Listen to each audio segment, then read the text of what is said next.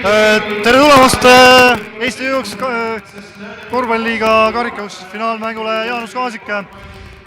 Sina oled teadupoolest Rakvere Tarva jalgpallimeeskonna mängija, kellele tänasel karikafinaalmängul siin Rakvere spordihallis pöialt hoiad? Mõlemale meeskonnale, et mõlemas meeskonnas on tuttavaid sõpru, et naudin lihtsalt head korvpalli ja nii ongi.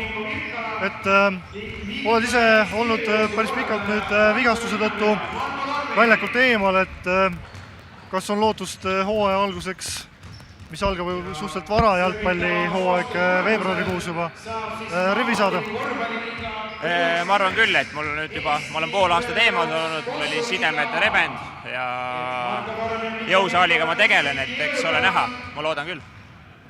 Kui palju on jalgpalluritel ühisosa korvpalliga, et kas teinekord trennis seda pallimängu ala ka harrastate?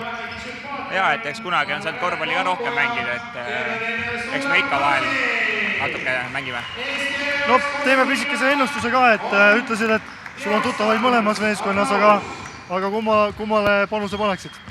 Tundub, et Massival on pikem pink, ja nad juhivad ka, et Massiv. Selge, saame näha, aitäh sulle ja head korvpalli jälgimist! Aitäh!